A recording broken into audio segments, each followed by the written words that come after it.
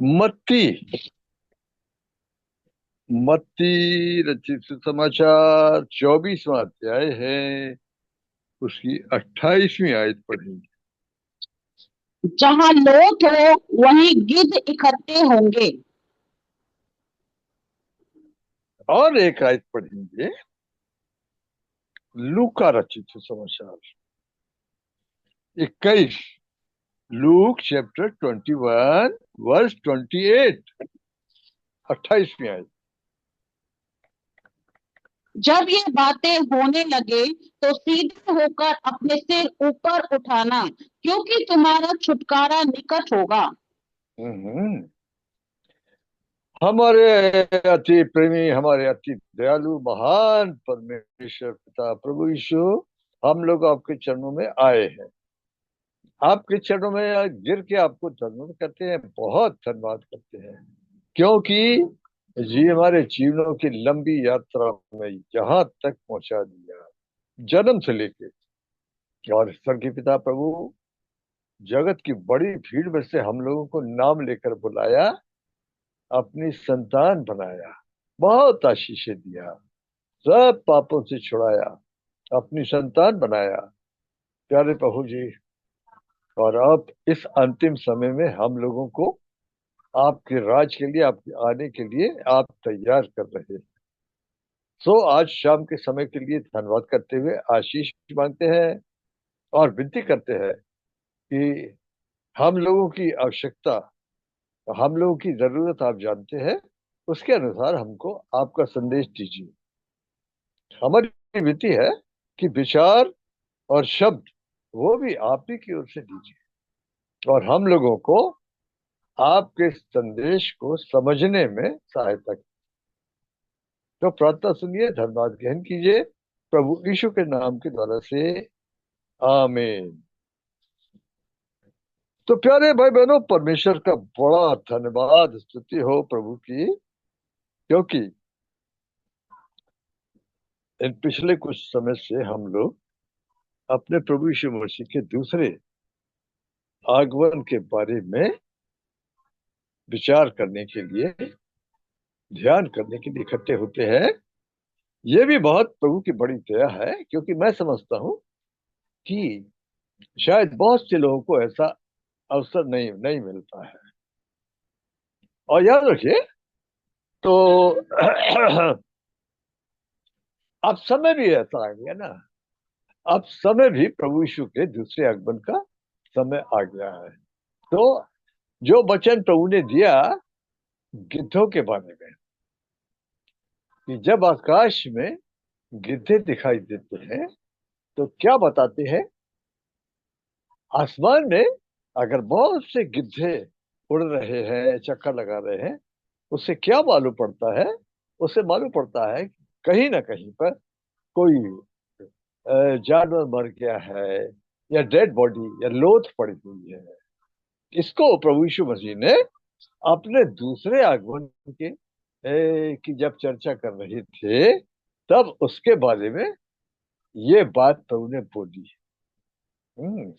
अब याद रखिए, परमेश्वर के वचन में प्रभु यीशु के दूसरे आगमन के अंत के समय के बारे में बहुत से वचन और बहुत से चिन्ह बताए गए हैं। हाँ, और प्रभु चाहता है कि हम उन चिन्हों को पहचान के हम लोग तैयार हों। तो याद रखिए, हम लोग पिछले काफी समय से बहुत से चिन्हों को के बारे में बात करते आए हैं। कुछ लोगों के समझ में आया तो बड़ा धन्यवाद हो ऐसे लोगों के लिए, और कुछ लोगों के लिए शायद अभी भी समझ में नहीं आया। लेकिन याद रखिए, हमारे प्रभु ने क्या बोला, कितना जरूरी है। यदि हमको प्रभु के आगमन के लिए ऐसा तैयार होना कि जब प्रभु यीशु आए तो हम लोग भी उठाए जाएं, उसके लिए हमको समय को पहचानना और तैयार होना, जागते रहना और तैयार रहना। अब देखिए, हमारे प्रभु ने एक बात बोला। क्या बोला? मत्ती 16, मत्ती का 16वां अध्याय, उसका 2 और 3 पढ़ दीजिए। उसने उनको उत्तर दिया, सांझ को तुम कहते हो मौसम अच्छा है क्योंकि आकाश लाल है, और भोर को कहते हो आज आंधी आएगी क्योंकि आकाश लाल और धूमिल है। तुम आकाश के लक्षण देखकर उसका भेद बता सकते हो, पर समय के चिन्हों का भेद क्यों नहीं बता सकते? हाँ, क्यों नहीं बताते? हाँ, याद रखिए। अब ये बात तो पक्की बात है कि हाँ, कि प्रभु ने किसी को भी एग्जैक्ट ठीक साल, ठीक महीना, ठीक दिन, ठीक घंटा ये नहीं बताया, लेकिन इतना बता दिया कि प्रभु के लोग समझ जाए कि प्रभु के आने का समय हो गया। बुद्धिमानी इसी में है। इन दिनों में प्रभु के जो विश्वासी बच्चे हैं उनके लिए बुद्धिमानी इसमें है कि वो समय को पहचानते हैं, क्योंकि इसके हिसाब से तैयारी होती है। याद रखिए। और खतरा एक तो है, एक खतरा भी है। खतरा क्या है? लिखा है, जब दूल्हे के आने में कुछ देर लगी। हो सकता है कई लोग बोले, अरे ये तो 2-3 साल से हम सुनते आ रहे हैं, या और कई सालों से सुनते आ रहे हैं, कुछ नहीं हो रहा है। खतरा यहाँ पे है, देखिए। कहा लिखा है? मत्ती 25 की 5वीं आयत पढ़िए आप। जब दूल्हे के आने में देर हुई तो वे सब ऊँघने लगी और सो गई। ये है खतरा। हाँ, ऐसा विचार कि कुछ नहीं होता है, लेकिन अचानक हो। याद रखिए, ऐसा लगता है, पर याद रखिए इसी दरमियान प्रभु के आने का है। और ये बड़ा इंपॉर्टेंट पॉइंट है, याद रखिए। इसलिए क्या करेगा? हमारी मशालें जलती रहना चाहिए, इसके लिए यत्न करना पड़ेगा। क्यों? क्योंकि आज का जो माहौल है, यानी आज की जो दुनिया है, उसमें का असर, उसका इतना असर है कि वो प्रभु के लोगों को सुना सकते हैं। हाँ, अच्छे अच्छे लोग भी सोच सकते हैं, यानी ढीले पड़ जाए या उगने लगे। देखो, आत्मिक में भी उगने लगी लिखा है। ये आत्मिक भी उगने लगी और शारीरिक भी उगने लगी और सो गए। खतरा ये है। इसलिए जागने वाली बात बड़ी इंपॉर्टेंट है। और आपको मालूम है कि इस बात के लिए, किस बात के लिए प्रभु ने बोला, अगर उसके आने पर वो किन्हीं किन्हीं लोगों को जागते पाएंगे, तो कितनी बड़ी बात बोल दिया ना। क्या बोला प्रभु ने? अरे मैं अगर जागते पाऊंगा ना, तो मैं खुद कब्र बांध के उनकी सेवा करूंगा। मैं समझता हूँ इतनी बड़ी बात तो और कहीं नहीं लिखी है ना। आप देखिए ना, लूका 12 में आ गया। लूका 12 का 36-37 पर दीजिए।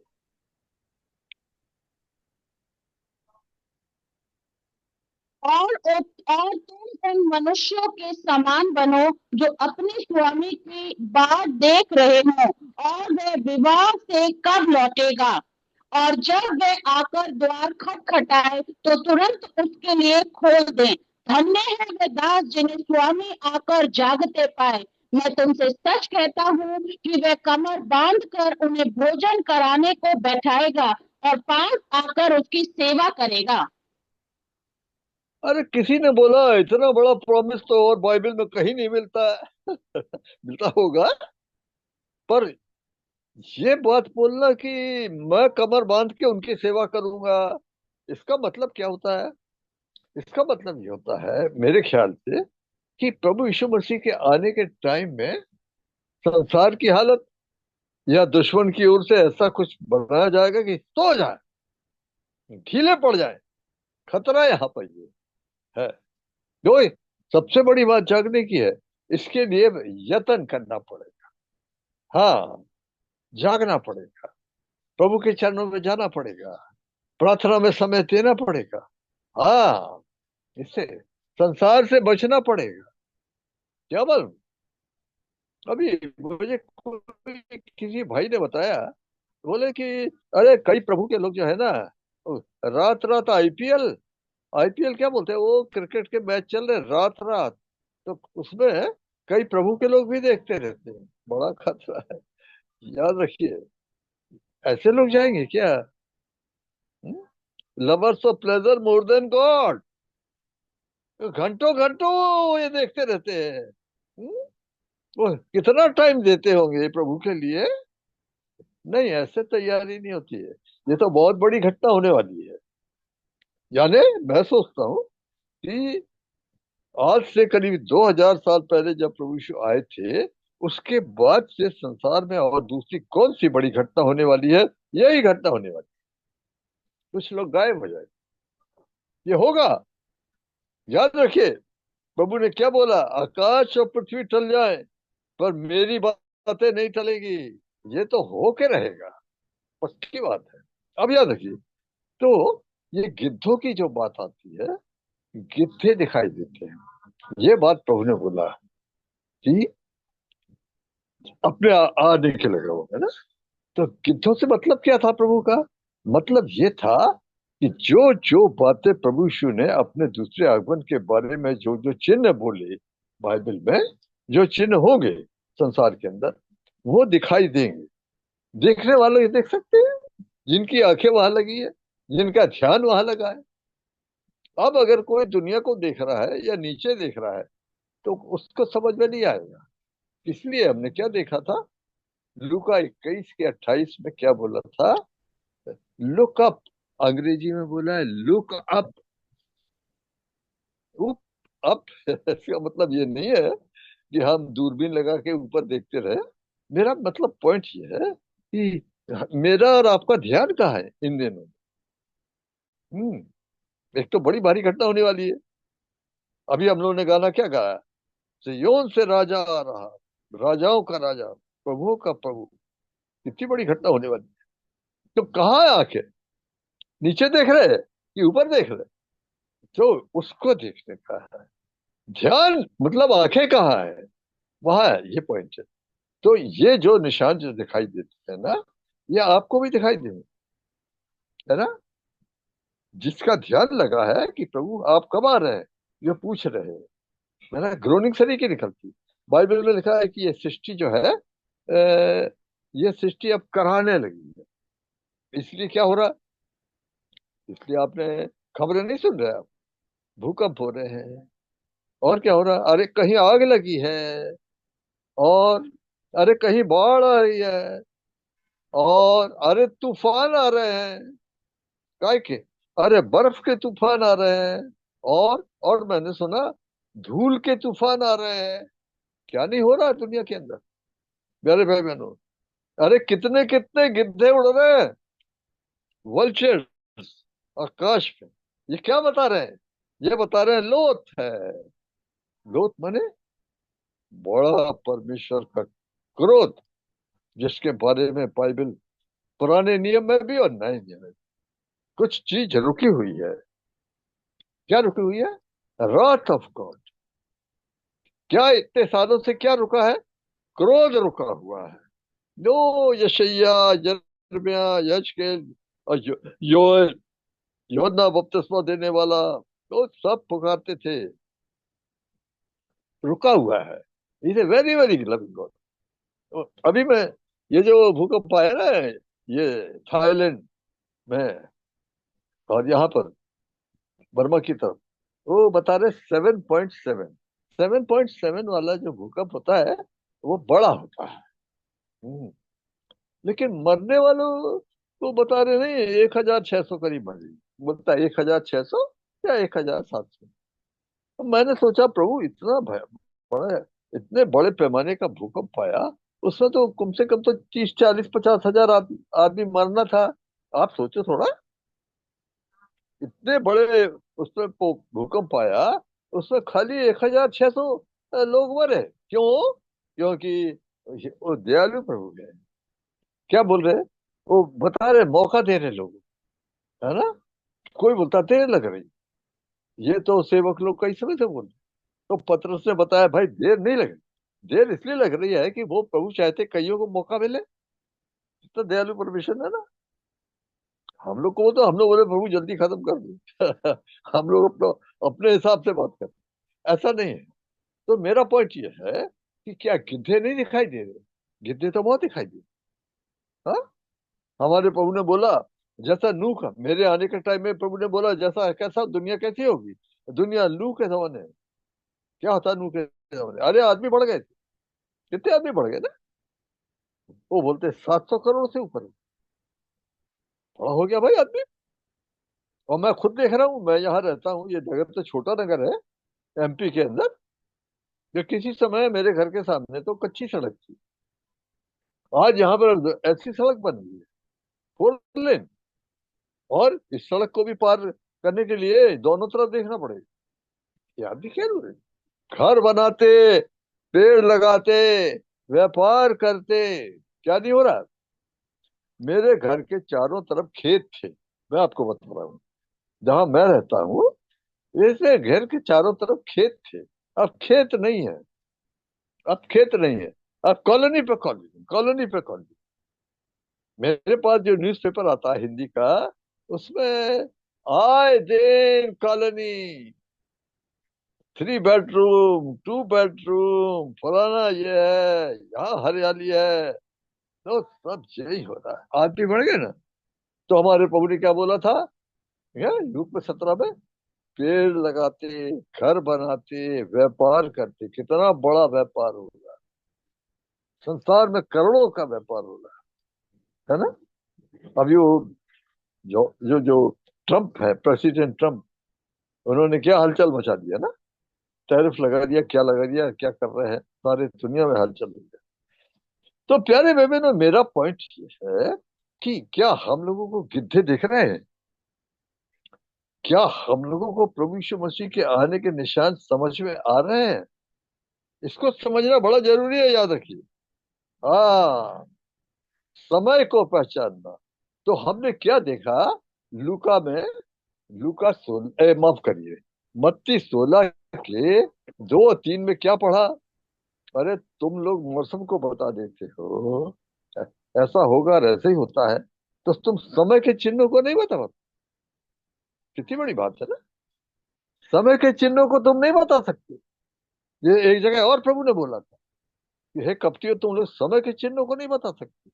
ये बड़ा जरूरी है, पर सबके लिए नहीं। मैं बोलूंगा है प्रभु के लोग, प्रभु के लोग हैं जो समय को पहचान रहे।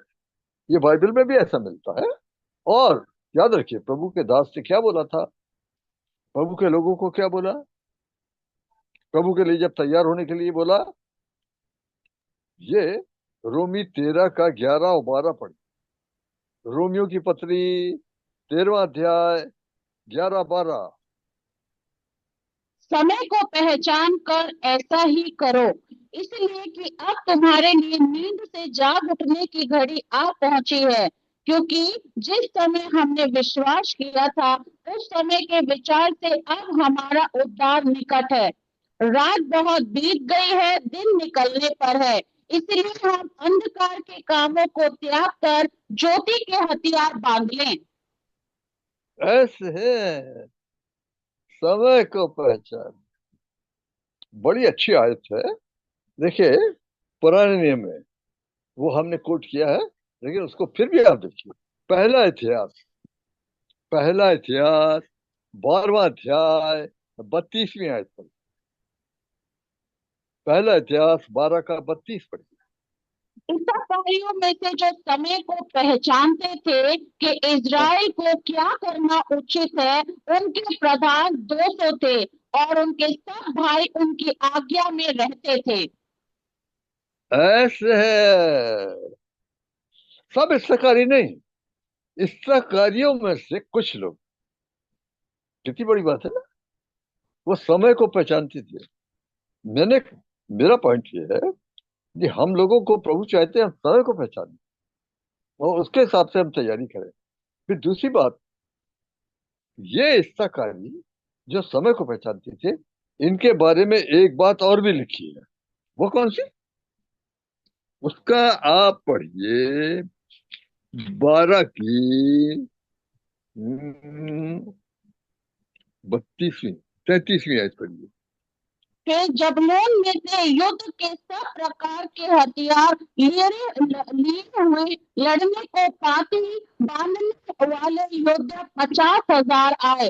वे पाती बांधने वाले थे और चंचल ना थे। वो चंचल नहीं थे। अगर आप अंग्रेजी में पढ़ेंगे तो आप पढ़ेंगे they were not of double heart. Double heart नहीं होगा। प्रभु यीशु मसीह के आने के टाइम पे जो लोग उठाए जाएंगे वो सिंगल हार्ट वाले उठाए जाएंगे। डबल हार्ट डबल माइंडेड नहीं चलेगा। वो डबल हार्ट और डबल माइंडेड जो है ना, वो गुनगुने हैं। वो जो प्रभु ने बोला आखिरी कलीसिया, किसी ने बताया हम लोग लौदीकिया वाले हैं। हम लोग लौदीकिया की कलीसिया वाले हैं। इस कलीसिया के बारे में परमेश्वर ने बोला तू ना तो ठंडा है ना गर्म है। तो कौन सा है तू? तू गुनगुना है। और फिर बोला प्रभु को ये वाला, ये गुनगुना पसंद नहीं है। नहीं, आई विल स्प्यू आउट। मैं तेरे को अपने मुंह से थूक दूंगा। वो कैसे उठाए जाएंगे भाई? इधर भी कर, नहीं नहीं बनेगा। प्यारे भाई बहनों, याद रखिए, यहाँ पर एक बात तो ये लिखा कि कलीसिया को दुल्हन बोला गया। दुल्हन बोला ना। हम्म। प्रभु के दास पौलुस ने बोला मैंने तुम लोगों की बात एक ही पुरुष से लगाई है। वो मंगनी की बात हुआ है। तो दुल्हन ने कहता, दुल्हन ने अपने आप को तैयार कर। अगर मैं और आप दुल्हन की कैटेगरी में वाले हैं तो दुल्हन कहाँ सोचती है? मान लीजिए कोई दुल्हन लड़की जिसकी दुल्हन बनी है, उसकी मैरिज होने वाली है, उसके दिल में रात दिन किसका विचार होता है? उसके होने वाली पति का होता है। फिर अगर मैं और आपको जाना है तो हम क्या डबल वाले? दुनिया भी देखो, यहाँ भी देखो, वहां भी, तो नहीं बनेगा। सिंगल हार्ट होना। ऐसा नहीं, ऐसा मेरा मतलब नहीं है कि हम दूसरे काम ना करें। दूसरे काम हम करेंगे, वो तो करना पड़ेगा। हर आदमी को अपना घर चलाना है, कोई ना कोई सेवा प्रभु ने दिया है, वो तो करना है। लेकिन हार्ट एंड माइंड कहाँ पे है, ये पॉइंट आता है। तो याद रखिए, हम गिद्धों की चर्चा कर रहे थे। अरे गिद्ध तो बहुत दिखाई दे रहे, है ना? हम लोग पिछले समय से ये तो देखते आ रहे हैं। और याद रखिए, ये बढ़ेगा ये पॉइंट। अब याद रखिए, ये जो लड़ाई हो रही है, जो लड़ाइयाँ हो रही हैं, तुम लड़ाइयों की और बलवों की चर्चा सुनोगे। ये, वाह, तुम लड़ाइयों लड़ाइयों की चर्चा सुनोगे। न्यूज में तो वही सुन रहे हैं। हाँ, और क्या सुन रहे हैं? मामूली लड़ाई की बात नहीं सुन रहे हैं। बार बार बोल रहा है। क्या बोल रहा है? अरे नहीं, वर्ल्ड वॉर 3 हो जाएगा, एटमी वार हो जाएगा। साधारण लड़ाई नहीं है, करोड़ों मर जाएंगे। हाँ, होगा। पर मैं नहीं समझता हूँ कि हमारे रहते रहते होगा ये, ना। क्योंकि हमारे प्रभु ने बताया मत्ती 24 के 37-38 में कि प्रभु ने बोला जैसा नूह के जमाने में लोग खाते पीते थे, ब्याह शादी होती थी, ये सब थे। जैसे लूत के जमाने में घर बनाते थे, पेड़ लगाते थे, व्यापार करते थे, तो मतलब ऐसा होगा। हाँ, वो तो जब नूह उठा लिया गया, या जब लूत को निकाल निकाल लिया, लूत और उसके पत्नी बच्चों को, तो आग गिरी। आग तो गिरेगी, पक्की बात है। प्रभु के दास पतरस ने बताया कि पहली वाली दुनिया तो पानी से मिटी थी, इस बार की दुनिया आग से मिटेगी। तो मिटेगी, इसमें कोई शक नहीं। मेरा पॉइंट ये है कि क्या शुरुआत हुई? हाँ, शुरुआत तक थी।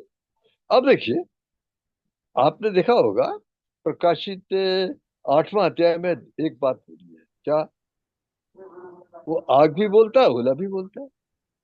प्रकाशित 8 का 7 पढ़ लीजिए। पहले स्वर्गदूत ने तुरही फूकी और लहू से मिले हुए ओले और आग उत्पन्न हुई और पृथ्वी पर डाली गई, और पृथ्वी की 1/3 जल गई और पेड़ों की 1/3 जल गई और सब हरी घास भी जल गई। अच्छा, आग और ओला बोला है। तो आग तो इतनी आग लगी है पिछले साल भी और अभी भी। और ऐसी ऐसी जगह आग लगी, आपको मालूम है? साइबेरिया। साइबेरिया कैसी जगह है? अरे इतनी ठंडी जगह है। जंगल के जंगल, जंगल के जंगल, रात है ना। आपको मालूम है ऑस्ट्रेलिया में क्या हुआ था? वो कंगारू आग से बचने के लिए शहर में भाग के आए, जले हुए, बड़ा भयंकर आग लगी है, लगेगी आग। योएल में 3, योएल योएल में पहले अध्याय में ही बताया, आग और औला दोनों चीज है। कहीं पर आग, कहीं पर ओला, है ना। यानी नेचर क्या बता रहा है, क्या साइन, क्या क्या प्रभु के दूसरे आगमन के साइन नेचर में नहीं दिख रहे? नेचर में भी दिख रहे हैं। अरे भाई, ये दुबई है और ये जो खाड़ी के देश है, इधर कभी बाढ़ आई क्या? वो तो मरुस्थल है, लेकिन हमने सुना नहीं वहां बाढ़ आ गई। ऐसा हो रहा है, याद रखिए। पर आग इतनी होगी, अभी तो गर्मी शुरू हुई है, लेकिन बाइबल बताती है कि गर्मी इतनी होगी कि उसमें आदमी की चमड़ा जलने लगेगा, झुलसने लगेगा। कहाँ है?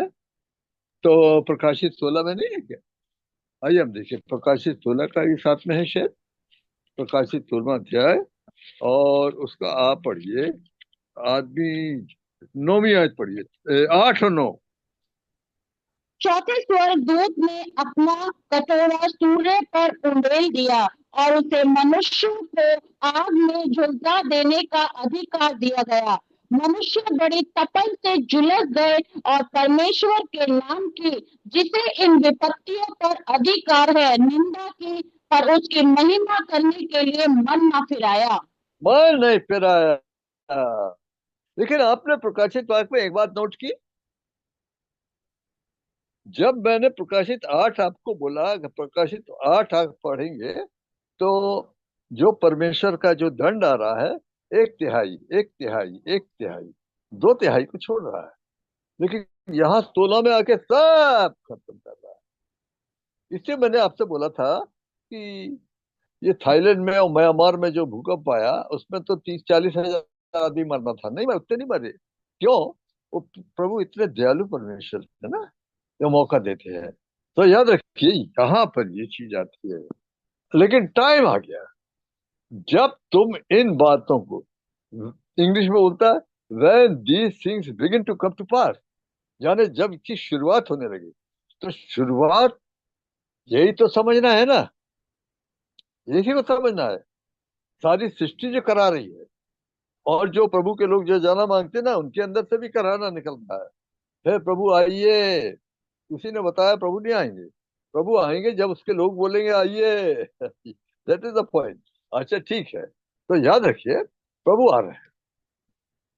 प्रभु के आने के लगाव में कई बात, काय काय के लिए आ रहे हो, अपने लोगों को लेने आ रहा है, ठीक बात है, और न्याय करने के लिए आ रहे हैं। अब देखिए, न्याय करने के लिए आ रहे हैं।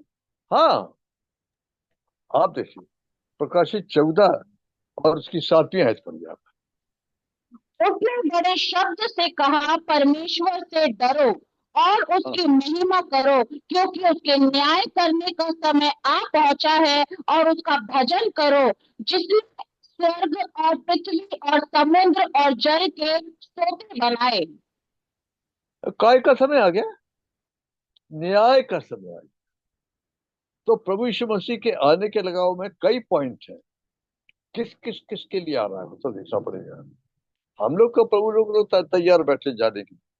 अब देखिए, भजन संहिता चैप्टर 98 निकालिए, 98, और उसकी 9वीं आयत पढ़िए। प्रभु यह काय को ले आ रहे यह यहोवा के सामने सामने हो, क्योंकि वह पृथ्वी का न्याय करने को आने वाला है। वह धर्म से जगत का और सच्चाई से देश देश के लोगों का न्याय करेगा। हैं। ओह, तो ए इसलिए न्याय होगा। हाँ, न्याय होगा। पर वचन बोलता है हम लोग का न्याय होगा पहले, ऐसा। अरे भाई, पहला पत्रस 4 अध्याय 17वीं आयत पढ़िए। पहला पत्रस 4 का 17 पढ़िए। क्योंकि वह समय आ पहुंचा है कि पहले परमेश्वर के लोगों का न्याय किया जाए, और जबकि न्याय का आरंभ हम ही से होगा, तो उनका क्या अंत होगा जो परमेश्वर के सुसमाचार को नहीं मानते। ओ, तो हम लोग का न्याय होगा। हाँ, हम लोग का भी न्याय होगा। हालांकि स्वर्ग नरक का सवाल नहीं है। ये तो हम लोग बचे हुए लोग हैं ना भाई। स्वर्ग नरक का सवाल तो नहीं है। पर रिवॉर्ड और लॉस का तो सवाल है। हम लोग का न्याय होगा। किस किस बातों का न्याय होगा? हम लोग मुंह से कितनी बात बोलते हैं? मत्ती 12 का 36 पढ़िए। मत्ती 12वां अध्याय 36वीं आयत, वर्ष 36। और मैं तुमसे कहता हूँ कि जो जो निकम्मी बातें मनुष्य कहेंगे, न्याय के दिन वे हरेक उस बात का लेखा देंगे। ओहो, कितना सावधान होना ना। रिकॉर्ड हो जाता है क्या? सब रिकॉर्ड हो जाता है ना? जो जो बोला सब रिकॉर्ड हो जाता है। जब प्रभु यीशु मसीह ने आखिरी बार बोला था चलो हम यरूशलेम को जाएंगे, तो कुछ चेले लोग बोलने लगे, प्रभु अभी तो आपको यहूदी लोग पथरवाह करना मांगते थे और फिर आप जाना मांगते। तो थोमा जो था, बोला चलो यार हम लोग भी चले। मरने मरने के लिए चले। उसके साथ हम भी मरने के लिए चले। रिकॉर्ड आ गया ना। रिकॉर्ड आ गया। प्यारे बहनों, तो हम लोग जो बोलते हैं रिकॉर्ड हो जाता है। रिकॉर्ड हो जाता है, एक एक फालतू बात। आप देख लीजिए कितना आप तैयारी की बात बोलते हैं। बोलते हैं, तैयार हो। तो हमारी मुंह की बातें क्या बोलते हैं हम? कहता है, तुम्हारे मुंह से कोई ठट्ठा मजाक सुनना नहीं चाहिए। कोई गंदी बात और व्यभिचार की बात और लोभ की बात नहीं होना चाहिए। यार सुनिए, कितना सावधानी चाहिए, बताइए। अगर हम ऐसे टाइम में ये सब बातें कर रहे हैं और रैप्चर हो, तो हम जाएंगे क्या? नहीं जाएंगे, छूट जाएंगे।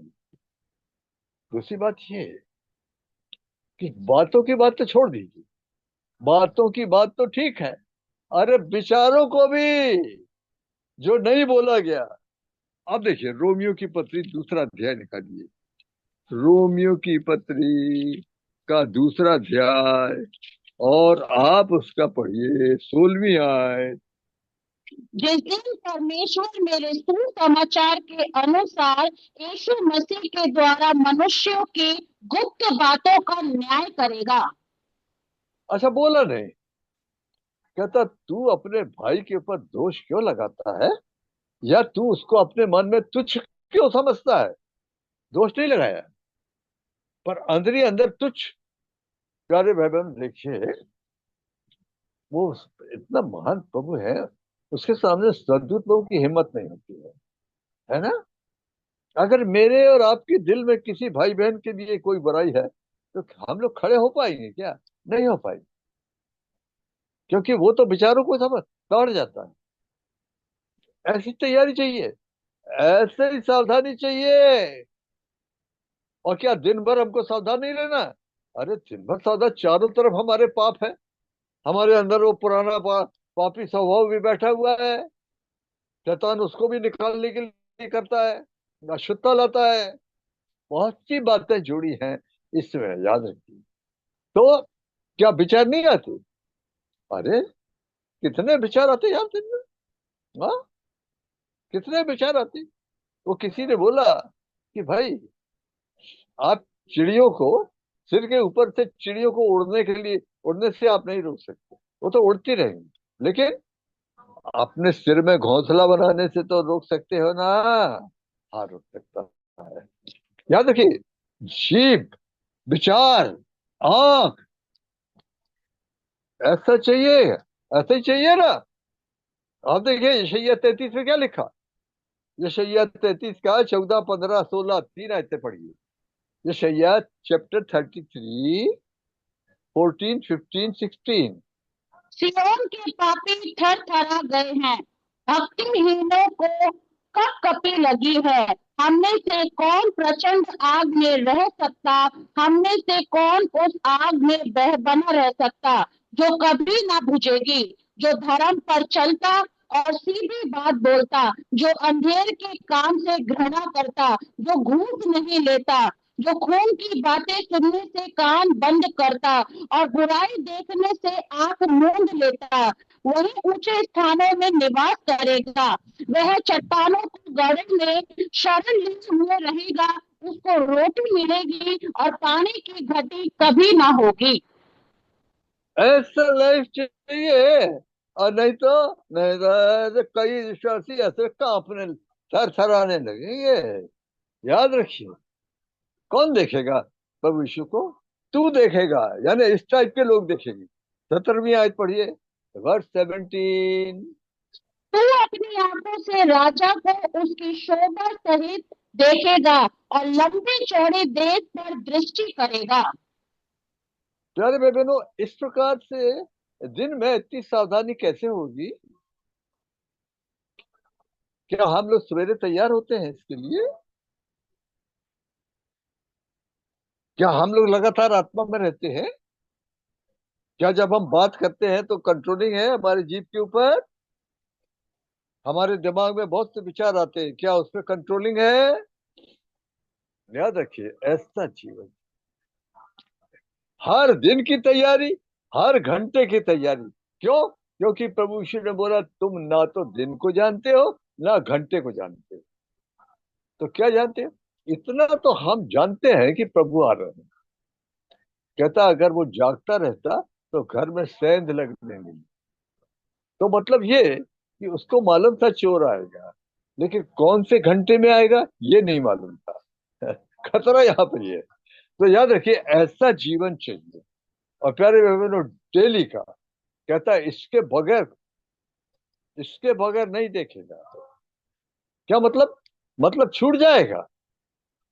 और छूट गया तो मतलब, अरे छूट गया तो फिर यही जो हमने अभी बोला, गिद्धे दिखाई देते हैं, लॉजियां होती हैं, भूकंप आते हैं, मरिया आती हैं, बीमारियां आती हैं, बलवे आते हैं। इसमें फंस गया ना, इसमें फंस जाएगा। याद रखिए। तो पॉइंट यहाँ पे आप देखिए, ये आप इब्रानी 12 उसकी 14वीं आयत देखिए। बोले नहीं देखेगा, इब्रानी 12 का 14 पढ़िए। सबसे मेल मिलाप रखो और उस पवित्रता के खोजी हो जिसके बिना कोई प्रभु प्रभु को कदापि ना देखेगा। ऐसी लाइफ चाहिए भाई। याद रखिए, कितना सावधानी चाहिए। प्रभु आ रहे हैं, उसके सामने खड़ा होना है। हाँ, उसकी आंखें आग की ज्वाला के समान है। हमारा मन अगर दोष ना दे। अब याद रखिए, बाइबल में लिखा है कि हमारे कॉन्शियस ठीक होना चाहिए। अगर पवित्र आत्मा मुझे कोई बात बता रही है कि ये गलत है, तुमने ये गलत किया, मैं प्रभु मुझे क्षमा करो। प्रभु की दया इतनी बड़ी है ना। पतरस से पूछा था, प्रभु क्या 7 बार मेरा भाई अपराध करता रहे दिन में, तो क्या 7 बार क्षमा करूं? अरे बोले, 7 नहीं बोलता, 7 के 70 गुने। अब जब प्रभु मेरे से उम्मीद कर रहे हैं कि मैं 7 के 70 गुने, उसकी क्षमा कितनी बड़ी है। पर मेरा पॉइंट ये है कि हमारा विवेक हमको बताता है कहाँ ठीक है कहाँ नहीं है। पर अगर विवेक कमजोर हो गया, विवेक कई बार बोलता रहा, हमने नहीं सुना। कहता यदि आज तुम उसकी आवाज सुनो तो अपने मनों को कठोर नहीं करना। कईयों का विवेक कठोर हो गया, वो बुराई भी कर रहे हैं, वो झूठ भी बोल रहे हैं, वो थोड़ा बहुत अशुद्धता भी कर रहे हैं, वो सब कर रहे हैं, पर वो उनका विवेक काम नहीं कर रहा, क्योंकि विवेक ने काम करना बंद कर दिया। लेकिन नहीं, प्रभु के आने के टाइम में वही विवेक दोष लगाने लगा। शैतान को बोला गया है कि वो परमेश्वर के लोगों पर रात दिन दोष लगाता। हमको कैसे हिम्मत होगी? क्या बोलता है प्रभु? पहला यूहन्ना, यूहन्ना की पहली पत्री, 3 अध्याय, 21वीं आयत पर, वर्ष 21। हे प्रियो, यदि हमारा मन हमें दोष ना दे तो हमें परमेश्वर के सामने हियाव होता है।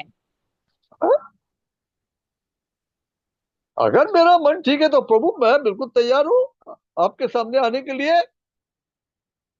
आपने जो जो बताया मैंने माना। और कई बार मेरे को भाइयों से और लोगों से जाके क्षमा मांगना पड़ा, मैंने किया प्रभु, क्योंकि आपने बोला गलत किया, गलत किया प्रभु।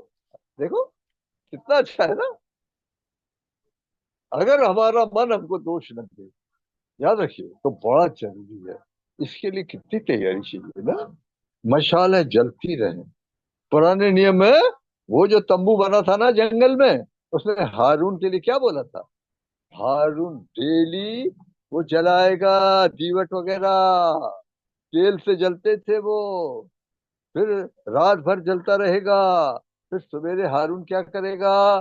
फिर सवेरे हारून आएगा, फिर सोने की कैंची से वो उसका जो बीच बिक, वो जो काला पड़ गया जल के, उसको काटेगा, उसको साफ करेगा। मालूम नहीं आपको, मालूम है कि नहीं? हमारे यहाँ जब हम छोटे थे तो लालटेन जलती, लैंटर्न, उसको लालटेन बोलते।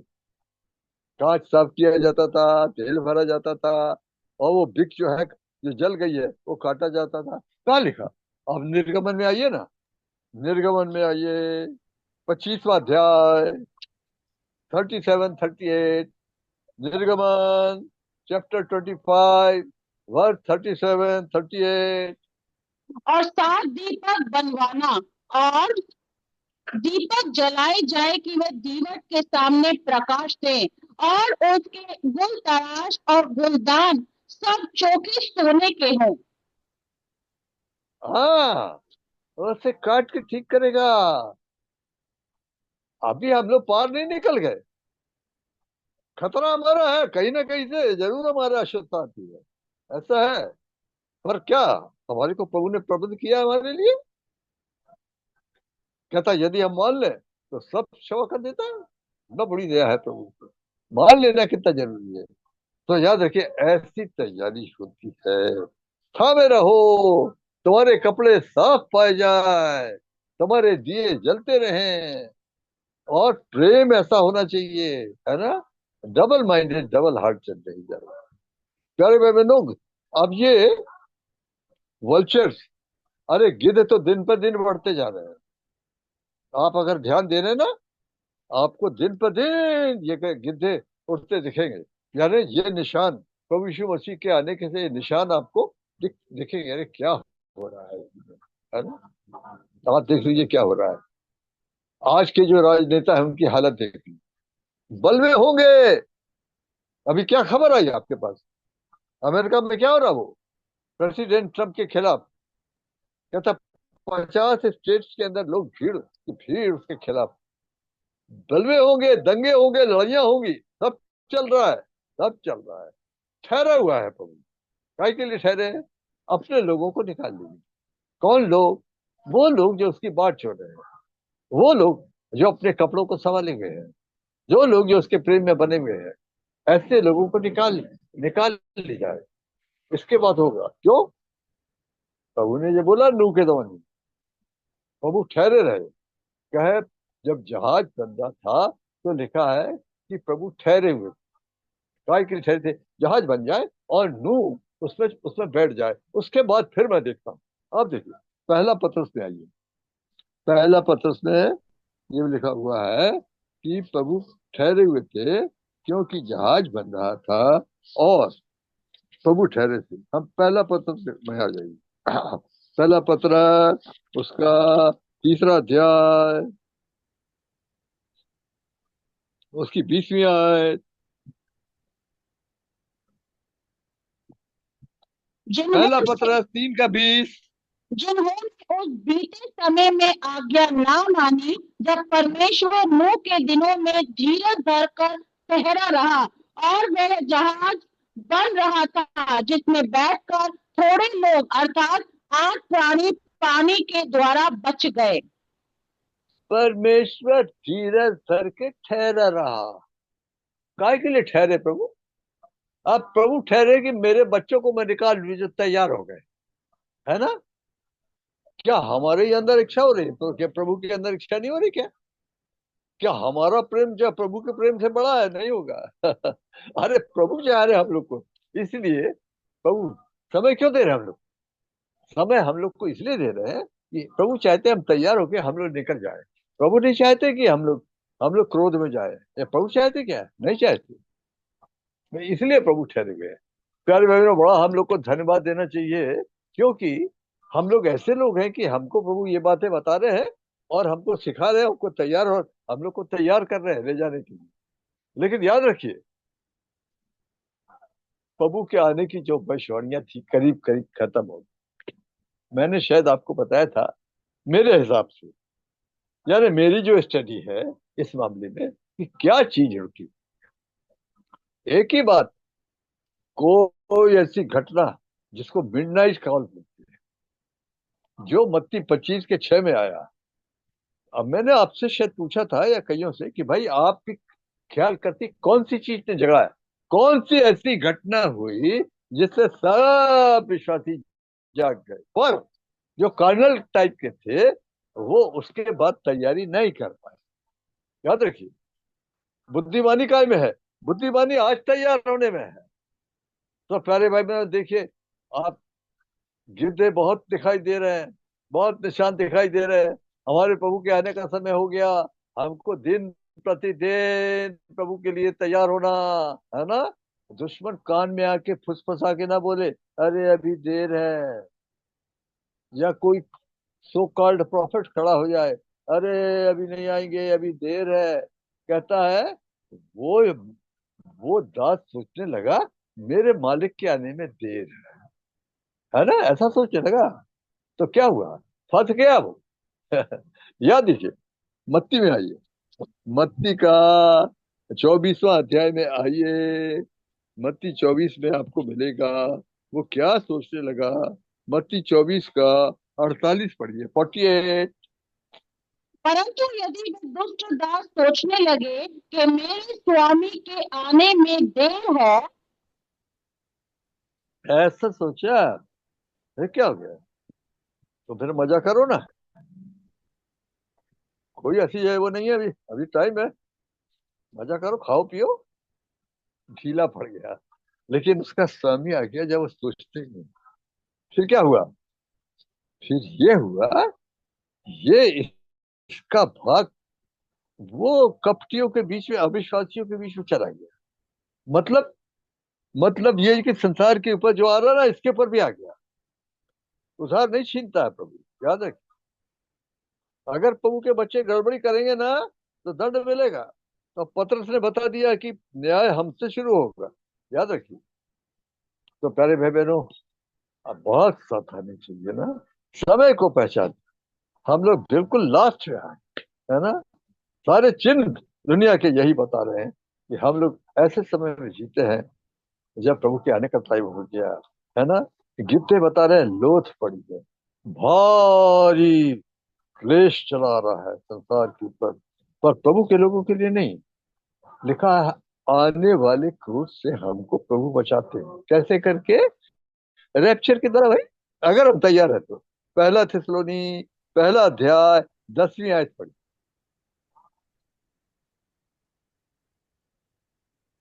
और उसके पुत्र के स्वर्ग पर से आने की बाट जोते रहे, जिसे उसने मरे हुओं में से जिलाया, अर्थात यीशु को, जो हमें आने वाले प्रकोप से बचाता है। है, निकल जाएंगे, निकल गए, लूत और उसके परिवार के लोग निकल गए, हमको भी निकल जाने का है। याद रखिए, बशर्ते कि हम तैयार हैं। प्यारे भाई तो आज हम लोग यही देख रहे थे। और मेरा कहना ऐसा है कि अगर इस दरमियान प्रभु यीशु नहीं आते हैं, और फिर हमको अवसर मिलेगा, तो हम फिर अपने प्रभु यीशु के आने के बारे में चर्चा करेंगे। तो प्रभु अपने संदेश पर आशीष दीजिए। प्रभु को धन्यवाद देते हैं प्रभु के वचन के लिए। हम विनती करते हैं अंकल शरद भट्ट जी से कि वे प्रार्थना करें और बेनेडिक्शन भी दें।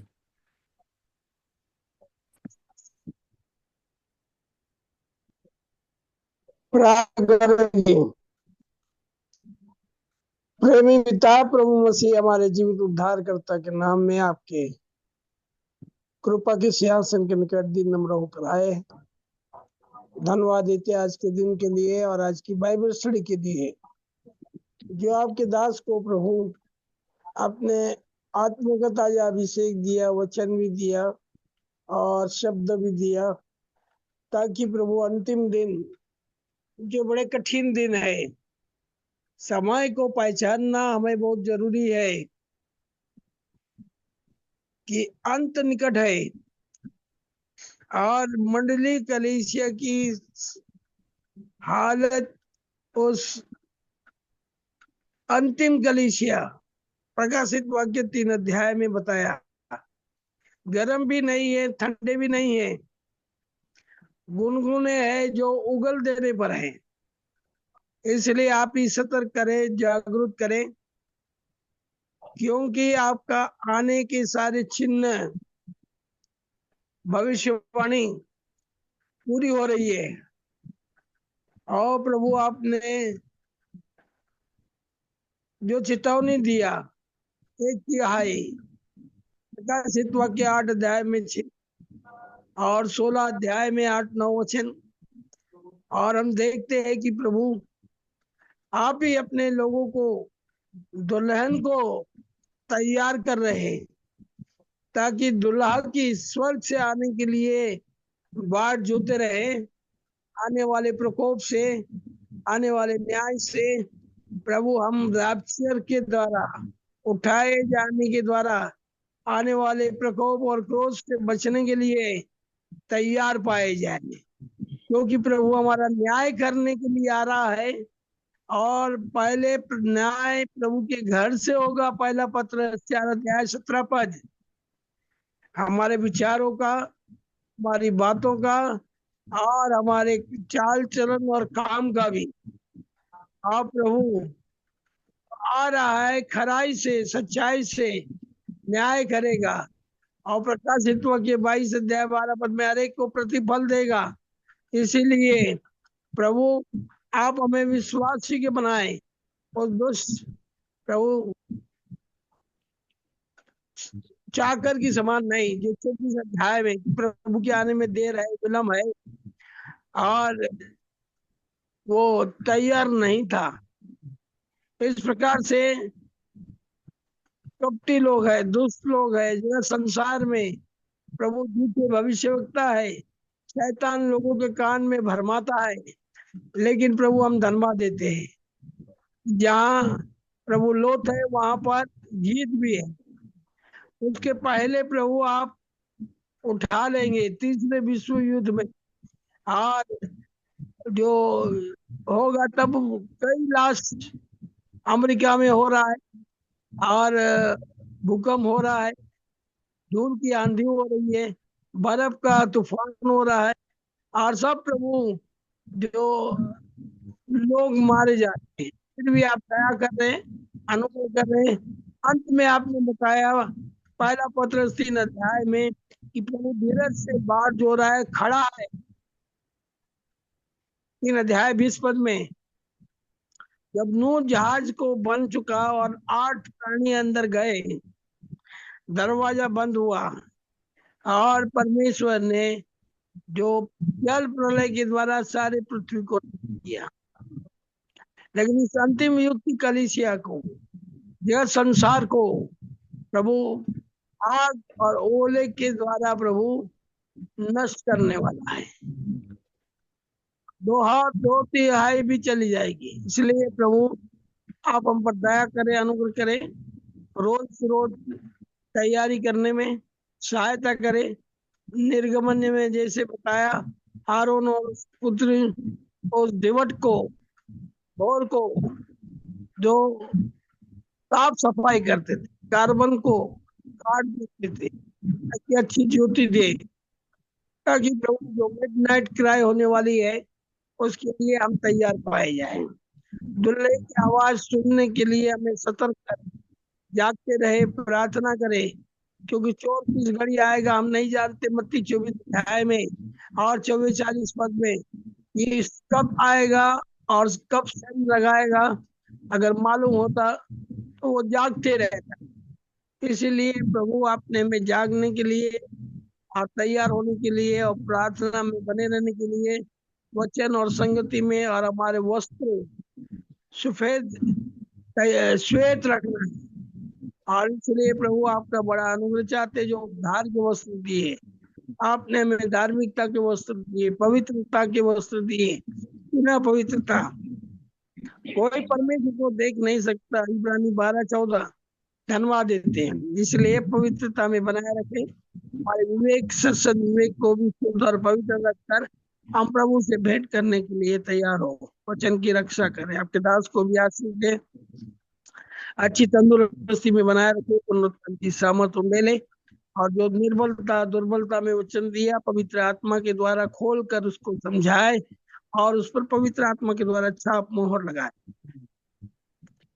और दूसरे जो बीमार है उनको भी आप छुए चंगाई दे।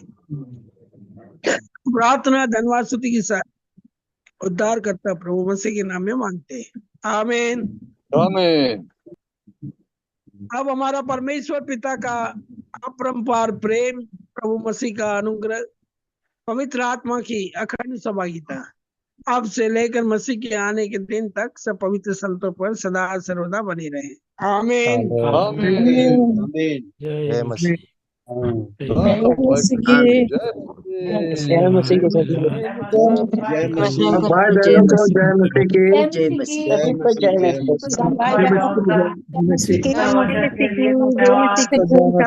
सभी भाई बहनों को प्रेज़ द लॉर्ड, जय मसीह की। सबको जय मसीह की। जय मसीह की। सबको जय मसीह की। सबको जय मसीह की। जय मसीह की पास्टर जी।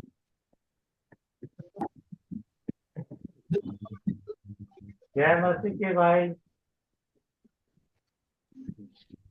सबको जय मसीह की। जय मसीह की सर। जय मसीह की। जय मसीह की। मसीह वंदना और बैक टू द बाइबल के लिए प्रार्थना में याद रखिएगा, और आपके जो निकट कुटुंबी है उनको भी इस मीटिंग के बारे में बताइए। हाँ जी, हाँ सर। भाई जॉनसन सॉलोमन, भाई बीबी के सिंह के लिए प्रार्थना में याद रखिएगा। सबको जय मसीह की। मीटिंग क्लोज करेंगे। ये तो बंद है दुकान, आगे रास्ता बंद है।